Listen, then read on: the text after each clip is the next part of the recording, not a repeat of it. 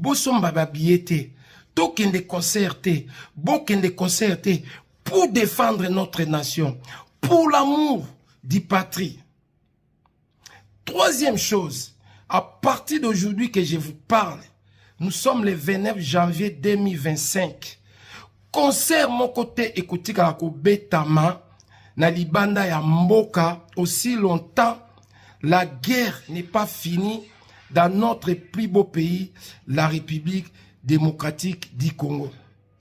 Tous ça qui est fort pour musique et zonga.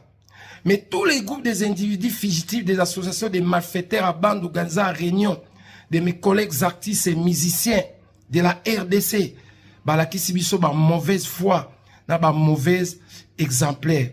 Donc, il y aura plus de concerts partout. Nalibanda Yamboko si longtemps. Bonjour l'Éternel. Donc, son excellence Didienzo Mokonzianga, si vous êtes public, vous êtes Samutute, n'est que vous résister à cet individu, il y a Kabessa Foudidou, de mon collègue l'artiste émissien Oué Ranson pour l'annulation de ce concert dans le tribunal de Paris. Ah, on a un quota. Donc, vous allez vraiment connecter.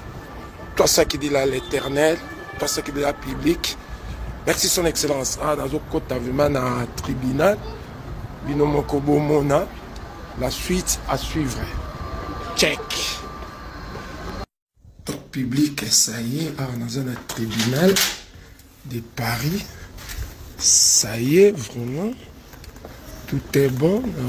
Aussi, la situation, il y a cet individu fugitif de mon collègue, l'artiste et musicien Oué Ranson. Le concert est annulé. Le concert est annulé. S'il vous plaît, que l'Éternel bénisse notre plus beau pays, la République démocratique Congo. Nous avons gagné la victoire. Merci, son excellence. Donc, public, ça y est, son excellence Didier Nzo Mokonzianga, dossier est clos. Donc, nous avons gagné. Cet individu fugitif de mon collègue, l'artiste MC Oué Ranson, son concert est bien annulé. Donc, merci vraiment, nous avons gagné. Public dans un tribunal, les concerts est bien d'être annulé, confirmé par les tribunaux de Paris. Bozélana la qui s'abino va dossier, tout est là. Donc, Yango, tout est confirmé. Merci, son excellence.